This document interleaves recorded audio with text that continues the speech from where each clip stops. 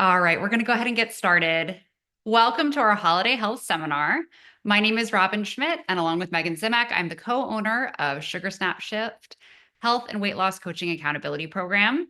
Most of you probably know us and hopefully work with us, although we do make these seminars open to friends and family. So if you didn't today, please next time feel free to invite a friend. Today, we're going to talk a little bit about how to have a healthier holiday. We know that this time of year can be a stressful and challenging one for people. So, we wanted to give some of our best tips to kind of stay sane and healthy during the holidays and really protect the progress that you've made. So, I will turn it over to you, Meg. All right. During the holiday season, the average American gains between 2 to 5 pounds. And while this may not initially sound so alarming, the scary part of the statistic is that most Americans never actually lose this weight.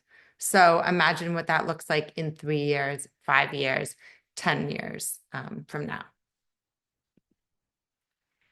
During the holiday season, maintenance is a completely fine goal. We want you to have your mindful indulgences, your celebratory holiday treats, enjoy all the traditions of the season, but do so in a mindful and moderate way. And just make it about the memories and cherishing the moments and the friends and the family and honoring traditions that don't necessarily have to be centered around food. All right. We take a very holistic approach to wellness at Sugar Snap Shift, the physical component as well as the mental health. Under physical health, we talk about diet, exercise, immunity, sleep, and then obviously the preventative care, supplements, and health screenings. And then obviously the mental health component, social, rest and relaxation, spiritual. Okay. So, one of the biggest things that people have to navigate this time of year is social obligations. So, going to a party is something that can definitely be on the calendar at least once, if not more than once a week. And we realize there's different kinds of parties that you might be going to. It might be a cocktail party, it might be a buffet or a sit down. It could be at your own home or at someone else's home. And each of these have different ways to navigate them to make it a little bit easier. But in general, some good rules of thumb are, first of all, unless you're hosting, eat before you go. You want to make sure that you have a little something in the tank, particularly because typically when you arrive at a party, the first things that get set out are alcohol and then things like cheese and crackers or really bready appetizers. And it's going to be extremely difficult for you to resist wanting those bready things and wanting that glucose spike from sugar if you don't have a little something in your stomach. Don't eat a full meal because then you're just double eating for the evening or the afternoon. But a little bit something like a soup or maybe a heartier snack or a light salad, just some things that you're not starving. If it is at someone's home and you can offer to bring a dish, definitely do.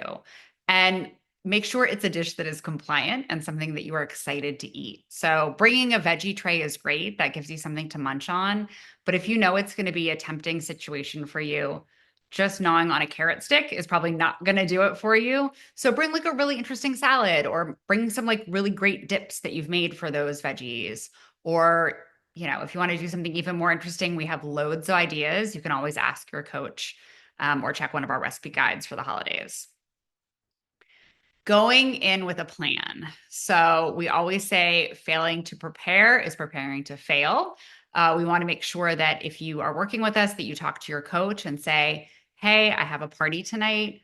I know that this host makes beautiful desserts. My mindful indulgence is going to be a sliver of her cake, but I'm going to stick with veggies and chicken during my dinner. Or I'm not going to have any alcohol, or I'm only going to have one drink. Whatever it is, just voicing that plan, it makes it so much more likely that you'll be successful and stick to it. So go in with a plan and please avoid the word try. You're not going to try to do it. You have to decide and commit to what your plan is and make it non-negotiable. Don't say you're going to try not to drink. You either are or you aren't, and make a clear boundary with yourself about what you're going to have. Visit the people, not the food. So I think sometimes at these gatherings, we forget that the entire point is to be spending time together, not to be consuming vast quantities of treats and things like that.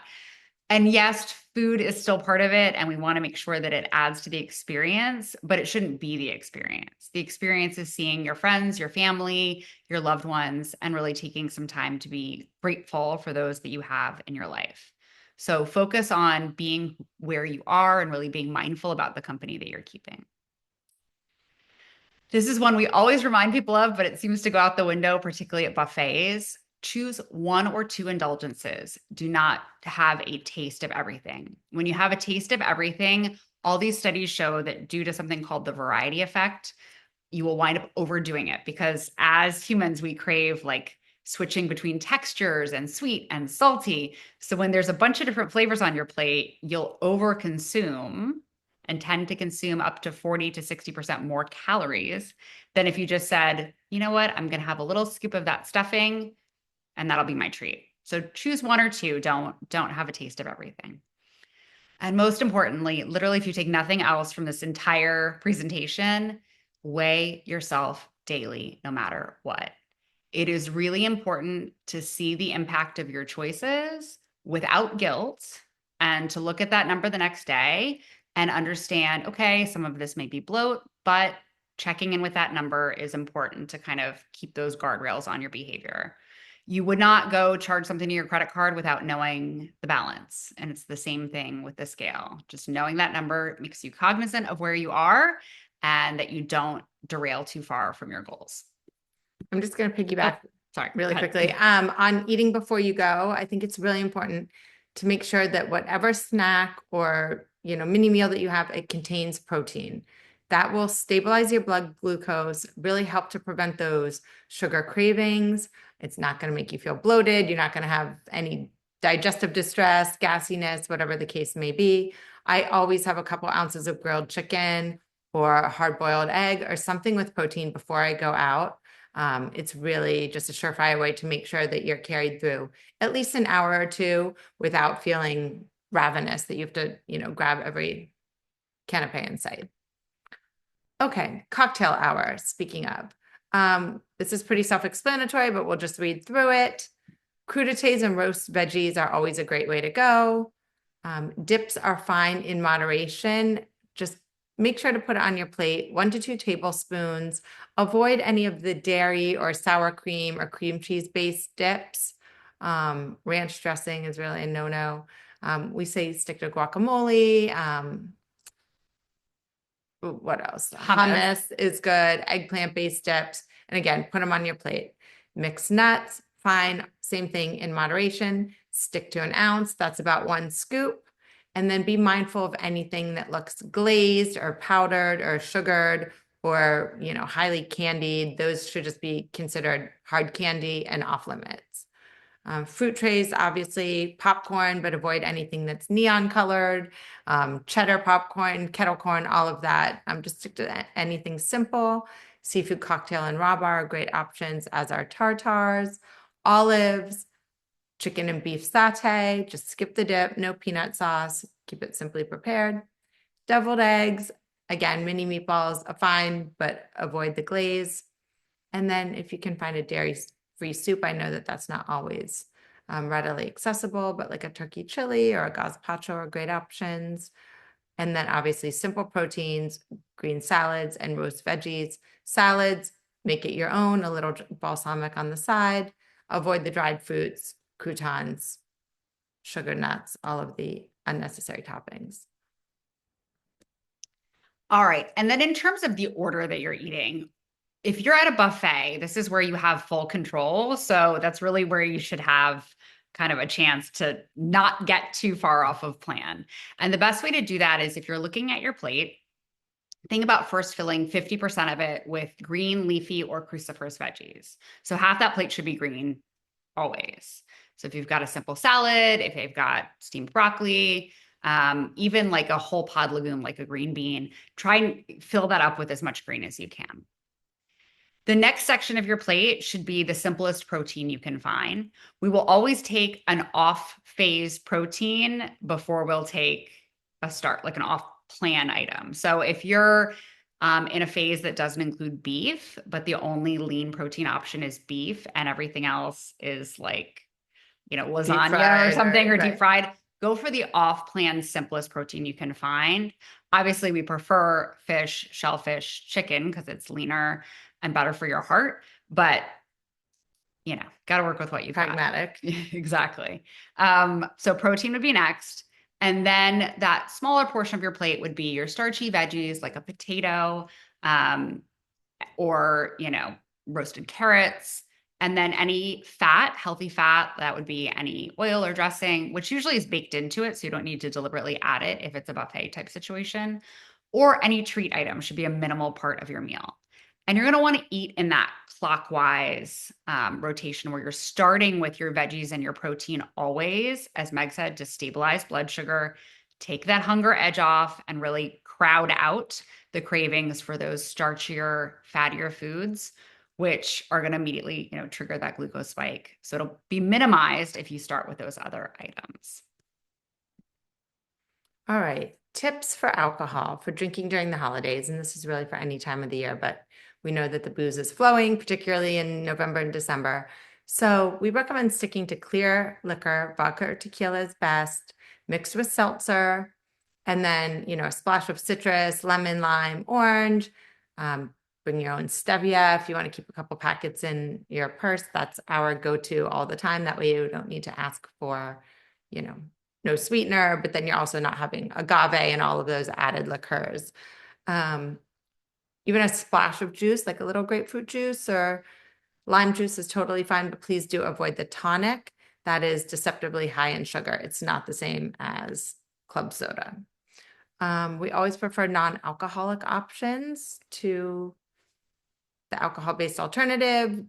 We know that, they do contain some sugar, but again, that's preferable. Do you want to share them? Yeah, We have got a a couple bunch of our favorites over here that we can share. This is Einsfy Zero. We also have a brand called Shirley, which we talk a lot about, but this is like a sparkling rosé, absolutely delicious. Yeah, it's got a couple 4 grams of sugar, but this is so much better. And you're not going to plow through a bottle of this, quite frankly. It's enough to feel festive and feel like you're celebrating. Also love, if you need something that's a little bit more portable, Athletic Brewing light beer. We don't even like beer, either of us, and both of us love this, and particularly during the summertime. But it is good. I'll sometimes bring one, like if we go for Mexican food, because it has a little refreshing. It's good with lemon and so good. And then if you need little individual cans, surely this brand is actually Status, but this is a canned red. There's also canned sparkling rosé. Surely makes individual cans as well. We have a lot of them linked in our Amazon store, but there's also a great company called Boisson, which has all kinds of non-alcoholic options. Ritual is a really good brand that has a non-alcoholic tequila. Paloma, yeah, so good. So honestly, if you need any tips, we have tried, I think, all of them. everything. Yes. Okay. Your body recognizes ethanol as a toxin and metabolizes it first instead of food.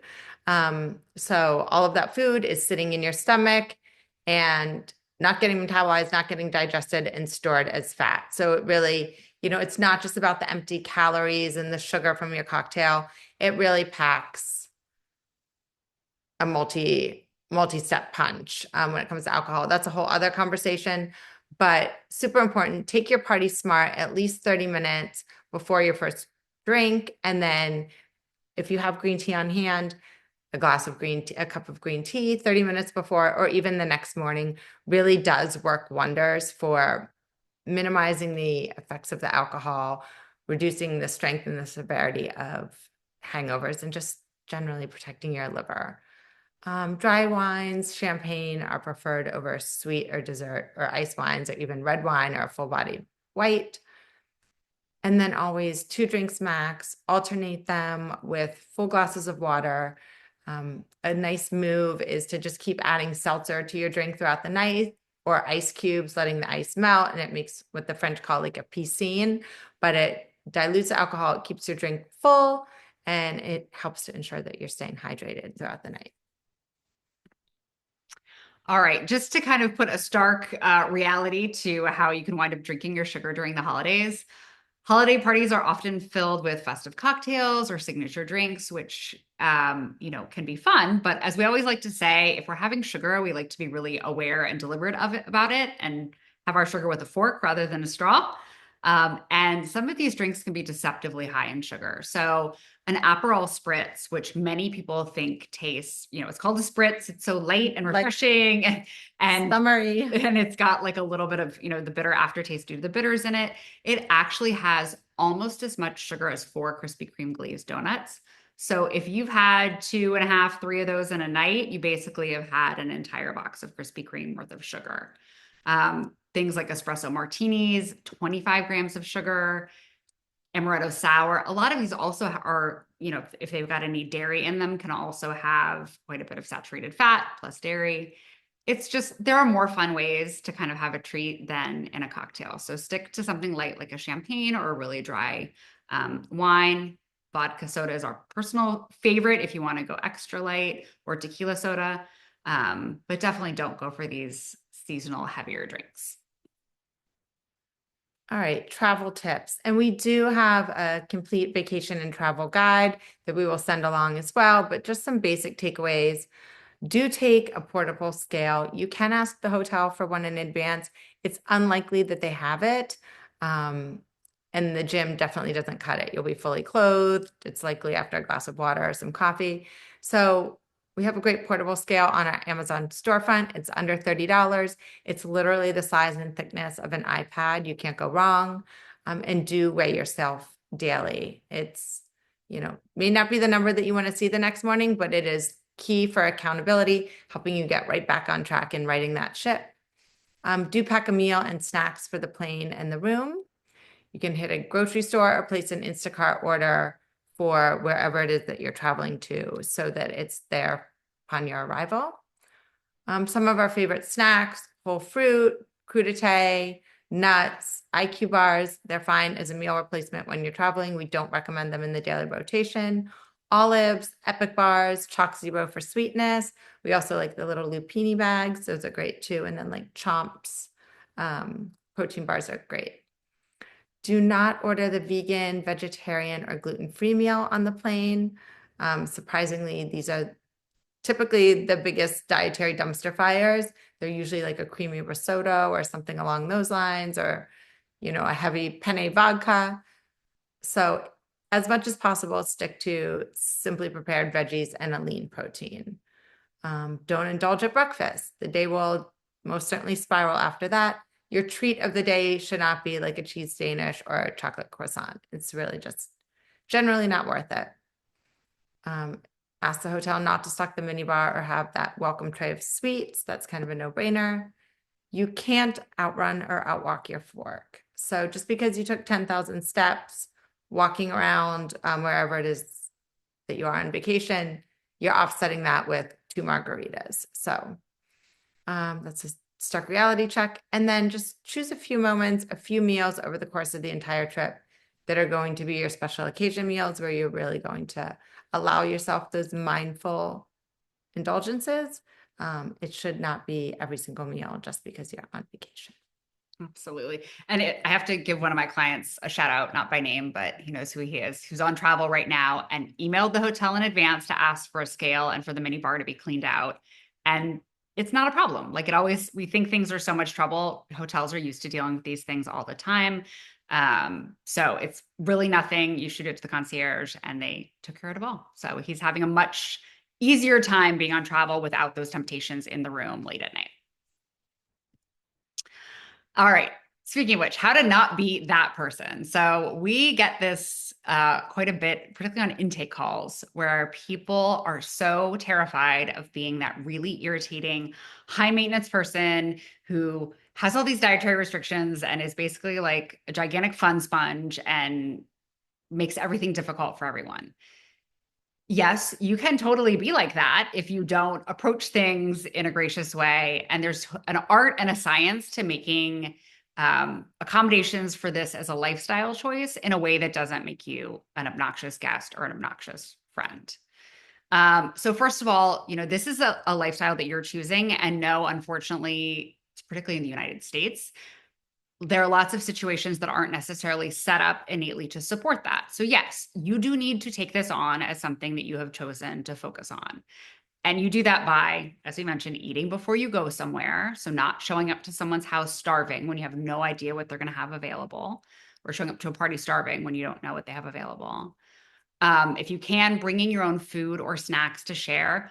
Whenever I travel, whether it's to someone's home or to a hotel, I take nut pods, which are they're shelf stable until they're opened. So for creamer in my coffee, I take some Chalk Zero. I have a couple, bags of nuts and things like that that I know I'll have on hand. And if I'm going to someone's house for a party, yes, bringing a dish that you know is compliant that you can share is perfect. A lot of things are diffused by complimenting the host and making it clear what a great job they're doing of hosting you so they don't feel nervous about accommodating. And the more you're at ease with your choice, the more other people are as well. If you're uncomfortable and making a big deal out of it, then yes, it becomes uncomfortable. So just be at ease with it. It's not a big deal. It doesn't have to be perfect when you're at someone else's house. You're just doing the best you can. If your host or someone you're with asks you in advance about preferences because they know that you're on a cleaner eating program or working with us, you can say that you're avoiding gluten, dairy, and sugar, but tell them not to make something special for you, or to go out of their way to get you a special treat. The issue is because there's so much nuance to what we have on our program that a lot of times then someone will go out and get like a gluten-free cake that has 40 pounds of refined sugar in it. And they're so excited that they've accommodated you and they're like waiting for you to eat a big hunk of this cake. So it's almost better just to say, hey, if there's a roast chicken and a salad, I'm fine. If you don't mind leaving the cheese and the dressing on the side, I'm good. Don't worry about me. And then you're not going to be stuck in that situation where have made it a big deal. Be mindful about what modifications are easy and what you can eat around. So asking someone to leave a portion of the dish with sauce off of it is usually fine, right? That's usually not a big accommodation for somebody to make. But if someone's cooked beef lasagna and you walk in and say, I don't eat, gluten and dairy, and half the meal is gluten and dairy, there's not much that can be done at that point. The only thing you can do is lean into whatever other options there are, like salads and roast veggies, and have a small portion. No one meal is going to be your undoing as long as you're mindful about portion and get right back on it the next time you can. So sometimes you can only control what you can control, and it's the best you can do. And I just want to say, like, if anyone has to worry about being perceived as that person, it's us. Like, just the nature of what we do, the business that we run. So I assure you, there's unlikely any situation that we haven't been in. So reach out to us, and we've got all the one-liners. We've got all the tips and tricks. We can help you navigate these situations, because if anyone's looked at as a fun sponge, it's us. So Absolutely. Whatever you're going through is probably not, anything. It's like how you to... say it too, honestly. It's like, it's one thing if you're just like, oh, this is great, don't worry, just diffuse it. And honestly, it's never as big a deal as you think. Okay. When you are the host, this is really kind of best case scenario because you have full agency over the menu. So you just want to make sure that you have plenty of on-plan items for yourself, ones that you're actually excited about eating, and ones that are going to be, exciting to share with your guests. Show them that eating clean and eating healthy does not have to be a sad iceberg lettuce salad. There's plenty of delicious options for you to choose from. Deconstruct the food. So when you're putting food out, put the cheese, the nuts, the dressings, the sauces on the side. Let everyone kind of cobble it together to their own preference. And that way you're not sitting there trying to remove stuff or take away. If you tend to drink or munch while cooking, make yourself a mocktail. Have some crunchy crudité, something that, satisfies that crunch and that urge to snack. I always have a hot tea because it's not something that you're going to be chugging, and it keeps you satisfied, and it's just something that you can sip throughout the whole process. Lighten up your favorites as a general rule. If you have to substitute more than 3 ingredients in a recipe, it's likely not going to turn out or taste the way that you desired. So reach out to us. We have so many recipes in our arsenal. We can provide you with other options where you're not flipping the entire recipe on its head. Refill glasses and plates. Most people will have already finished before you even sit down, and then send your guests home with leftovers. That's really a huge takeaway. This is a holiday. It's not a Halloween week. Have some plastic containers ready to go and just pack them up nicely and send your guests with a nice little takeaway box. And that way you don't have a refrigerator full of leftovers staring you in the face, triggering you and tempting you with every meal for the next week. Absolutely. All right, modifying recipes. Now, there's a lot of nuance to this. So it's best if you reach out to us if you have a favorite recipe that you're trying to modify for the first time, and we can help you figure out which substitution is going to be the best and if the quantity needs adjusting at all. But here's some things to buy and keep on hand so that you can easily modify your favorites. So milk and cream, we typically sub light coconut milk or cashew milk. Cashew milk's a bit creamier. I tend to use that either in savory dishes or like when I make non-dairy ice cream, I use cashew milk. Light coconut milk is good in savory dishes and baking. Chalk Zero maple and honey is like, we plow through it this time of year because it's perfect for sweetening instead of sugar. It depends on the recipe, which one I'll use. Dates are another option, which are not typically on plan, but they do not impact blood sugar as much as refined white sugar. So if you have a recipe that has dates in them, this time of year is a treat. That's the lesser of two evils. Almond flour and coconut flour, it depends on what you're using it for.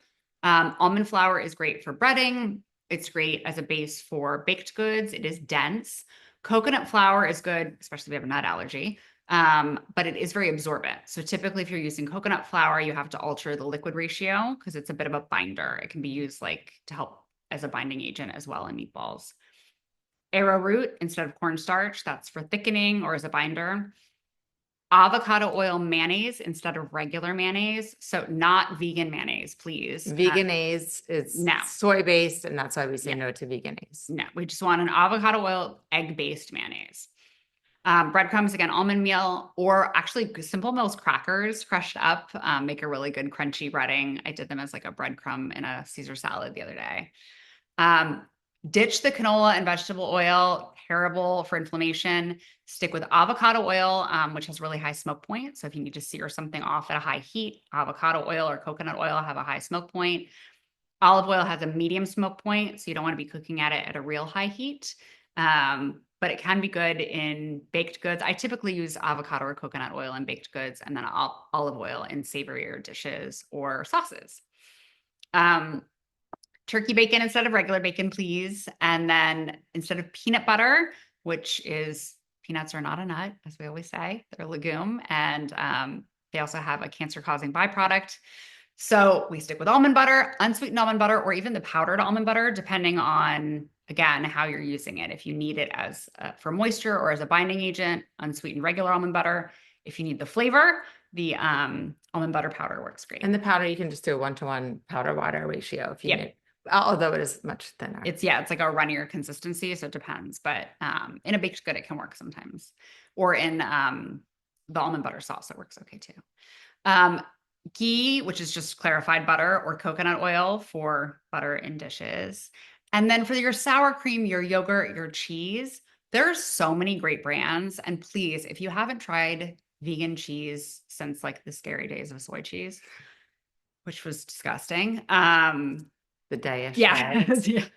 We all have just, PTSD from disgusting trying to melt day of but the new brands like Tree Line is amazing. Tree Line, you can totally put it on a cheese tray and it's delicious. Kite Hill, Violife, Mayorikos, Forager makes a really good sour cream. Like if you're doing a dip, delicious. Just give it another try. So, don't knock it till you try it. Yeah, for sure. Especially with some of the nicer brands. And then there's like niche brands a lot of times at like Whole Foods or specialty markets that are delicious. Swap dried fruit for fresh fruit always. Dried fruit is just much higher in sugar. And then some of it, they actually soak in sugar or juice to take away the tartness. And then instead of russet potatoes, switch to fingerling, new, or red, any of your waxier potatoes. And then obviously sweet potatoes are a great choice too. They just have a lower glycemic load. They're much, they're also, I think they're tastier. I think russet They have potatoes more taste like flavor. nothing. And russet potatoes, you have to put a pound of butter and cream and And they salt. have It's just zero, almost zero nutritional value. nutritional There's no value. point to So russet yeah. potatoes. Stick with fingerling or new or red, and they're much more delicious, especially just like plain roasted with a little bit of oil and salt and pepper. And then also with the butter, the red palm oil or red palm shortening, contrary to, what you would think based on the name, the red Not palm oil, Crisco. yeah, and the shortening are great substitutes for butter. The flavor's slightly different, but the texture and the consistency and the way it works in a recipe is fantastic. Okay, ways to adjust. Learn to say no. If you really don't want to go to something, normalize saying no. It's totally fine. A thank you note or a gift basket in lieu of your presence is fine every once in a while. Or just be comfortable making a brief appearance. Make a cameo. You don't need to stay the entire time. This time of year, it's fine to outsource, pull back a little bit, tap out, call in the reinforcements, leverage your ease, whatever you can do to lighten your load and just take some of the stress off yourself this time of year. Look at your calendar, do a month at a glance, right? So when you have multiple obligations, choose just one per week where it's going to be your special night, where you'll indulge mindfully. And then, the rest of the week say, okay, this does not need to be an all-out bender. Typically, your mindful indulgence night is not going to be a client dinner or, the work holiday party, right? Just choose something special and make that your celebratory occasion for the week. Create traditions that aren't necessarily centered around food. So volunteering, crafts, Netflix or Hallmark movie night, holiday light tours are great. Even just going to yoga or mani-pedi are great ways to connect with friends this time of year. Not everything has to be, a cookie swap. Offices this time of year are particularly dangerous. People are constantly bringing in, baked goods, treats, their leftover cookies from the cookie swaps. Everyone's trying to offload their own baked goods. So these break rooms really are a dumpster fire. Make sure that your desk is equipped with compliant snacks and treats so that you're not tempted, and help ensure that you're setting yourself up for success. And then make your house safe. So get rid of the leftovers, put them in individual containers and freeze them, whatever you need to do. It's a holiday, not a holiday week. And then just make those healthy, appealing foods front and center in your refrigerator. Yep. We always like to think of, how grocery stores put everything at eye level that they want to tempt you. Merchandise your pantry and your fridge like it's a grocery store where you put the healthy stuff at eye level and instead put the treats up high. So you should have to get on a step stool to get to it if it's something that is like a trigger for you. Put it out of sight. And Candied then mixed nuts and M&Ms should not be in bowls on the counter. no, Unnecessary. or easy to reach because it's very easy to become like the pantry goblin where you're just grabbing a little handful every time you're going in, and it adds up. And it's just like not mindful and respectful to your body anyway. Like if you're gonna have a treat, have a treat. Sit down and make it a proper moment. All right. So this is a big one. Stressful comments and stressful conversations. So in general, hopefully, most of the time, most of our clients are going into situations with family where comments that they'll be making about what they're eating or their body are hopefully supportive and positive. In an ideal world, and this does happen frequently, so, giving credit where it's due, in an ideal world, most clients are showing up at their family gatherings and everyone goes, wow, what are you doing? You look great. How can we support you? And it's a very, kind of positive moment where if they haven't seen their family in a while and they look different.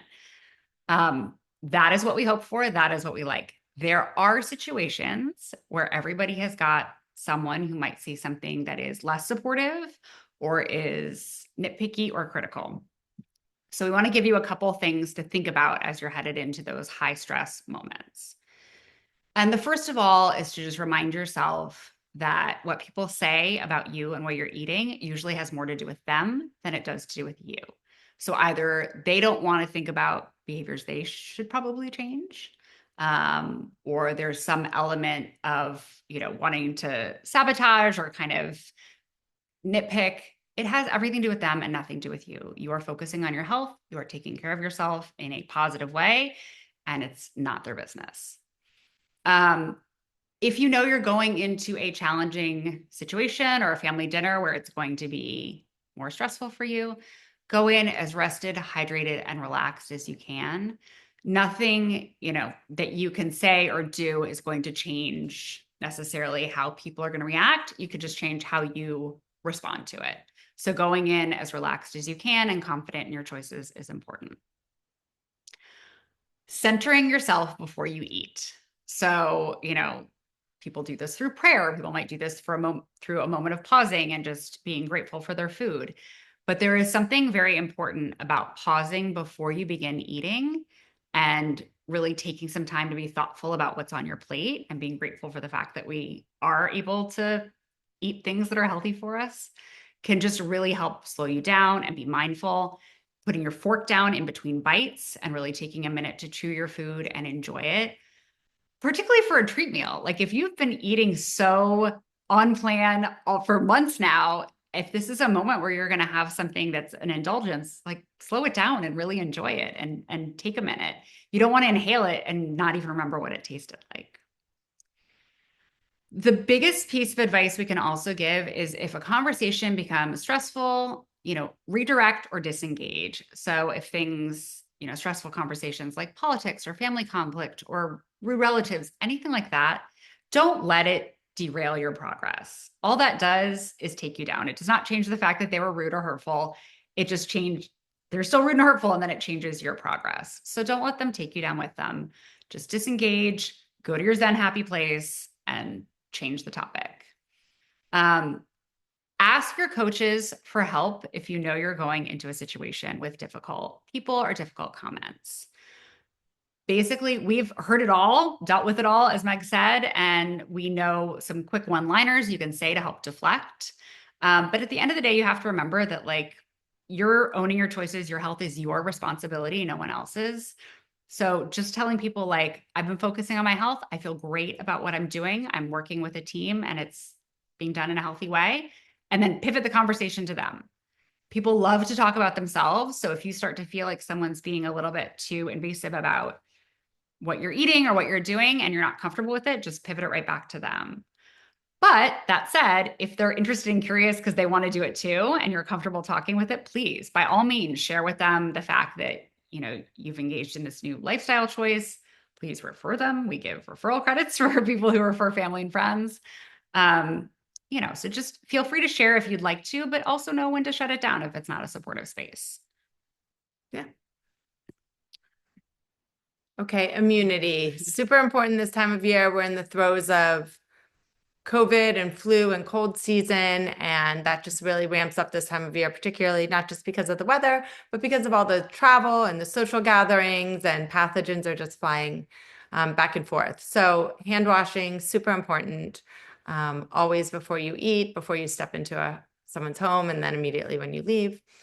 Sleep, aim for quality 7 hours of sleep every night when possible, and clean diet. Those are really your best first lines of defense. And then obviously supplementing with immune boost supplements. Use our new Thorne discount. All of our clients get 25% off. Everyone else that comes to our site, 15% off. Our favorite supplements are linked in our Thorne storefront, but definitely like a multivitamin, vitamin D, liposomal vitamin C, zinc. Those are all terrific. And just a note on our Thorne partnership and kind of why we embarked on it. So we do love Amazon. We shop at Amazon daily, and I'm sure there's a pile of Amazon packages outside my front door now. But because Amazon is actually almost 60% third-party sellers, it can be really hard to trust the integrity of supplements you're getting. And unfortunately, Meg had an experience recently. We had another client who also had this experience recently where a supplement that she'd purchased on Amazon was actually counterfeit. And she got notified, 3 years after? 3 years later. And I think that they can switch sellers They can. Yes. So you could be purchasing You from could be on a Amazon. subscription and If someone comes in that's a third party seller and they have a better price, they then will be the one swap it shipping it to out you. with that. It's too difficult to be certain of the integrity of the supplements. So we researched and embarked into a partnership with Thorne, which is an amazing supplement provider. They are the partnership of choice of the Mayo Clinic for all of their clinical trials. They're used by most of the Olympic teams in the US, tons of professional sports teams. Super clean. They do triple allergen testing. They're manufactured in the US. Like the list goes on, and we can certainly tell you more about it if you'd like. But if you use our Thorn storefront, it is shipped directly from them, no middleman. It is a discount that we're passing on to you, free shipping as well. As always, please do discuss any supplements with your physician and make sure that they're appropriate for you. But there's some great stuff, and we're happy to share with you our favorites. So please, not just for immunity, but for stress, for weight loss, there's a ton of great products. All right. Don't drink juice when you feel a cold coming on. Vitamin C, just one orange is 95% of your daily value. Yellow peppers, 380%. Strawberries and Brussels sprouts are 108%. If you want to drink your vitamin C, hot water with some fresh squeezed lemon is definitely the way to go. What to eat when your stomach hurts, norovirus, food poisoning, soups. That's not cream of tomato soup, but like a clear, nourishing broth, chicken soup, your mom's chicken soup, it really is a thing. It is scientifically backed. Proof, very immune boosting. Smoothies, peppermint and ginger tea are fantastic, as are like simply prepared lean proteins. And then some fruits such as watermelon, peaches, plums are great for the stomach as well. Just avoid any cruciferous veggies, raw leafy green salads, or anything particularly spicy or Nut dense.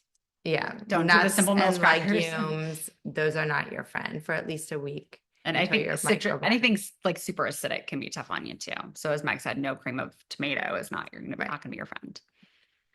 All right, last reminders. This time of year, make preserving your mental and physical health your top priority. So, above all else, just remember that this time of year can be chaotic. It will not be perfect. There will be, parties that you miss and you will feel overwhelmed at times, but if you make preserving your mental and physical health your first priority and stand firm in that choice, that's the best you can do.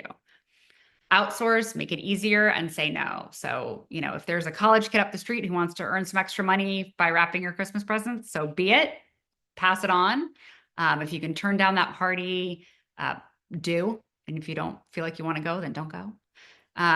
And as we said earlier, you really just need to make a plan each week for social obligations. If you look at each day individually, you're going to quickly wind up having 3 and 4 treat meals a week. You will derail your progress. We're just looking to maintain. If you lose this time of year, fantastic, but maintenance is a fine goal, but you need to make sure it's 1 treat meal a week. Watching the alcohol and the termite bites. So those little teeny, seemingly innocuous moments where you're picking off someone else's plate or picking off a shared buffet add up. The office break room, don't be grabbing a little, tear off of a cookie when you're walking by. Be mindful and deliberate when you're having a treat. And remember, it's not just the bite, right? It really sets off a spiral. So it's like, yes, was it only 1 bite of chocolate chip cookie? Maybe, but now your blood glucose is spiked and you're craving sugar for the rest of the day. So I know it sounds dramatic, but it's not. Absolutely. And then honestly, you paid for our help, use it, leverage your coaches, leverage the guidebooks you have. We have a ton of resources that we'll also be sending out after this webinar with recipes, party tips, ways to deflect social pressure. We have so many different resources and we're used to working with clients on this. So please lean into us, ask us for help. I helped someone with the Thanksgiving menu this morning. So we're happy to help out. And weigh daily, no matter what. And it's okay if that number is, off because you had some indulgence or you traveled. We're looking for an average. No one day of being off is going to be your undoing. It's really just about looking at that trend and trying to maintain this time of year. And using that as motivation, right? It's like, okay, clearly, my body really did not agree with this meal. I'm up 3 pounds. Is it all real weight? No, not necessarily.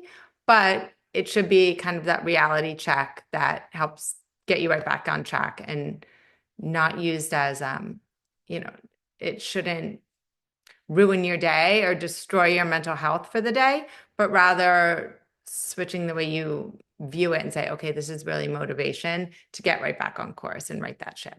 It's just data, as we always say. So just keep cognizant of it. All right. Well, thank you for taking the time to join us today. As I said, we're going to be sending out a link to this recording after this, along with some resources, but most of all, use us, and we would love to help you have a healthier holiday. Thank you, everybody.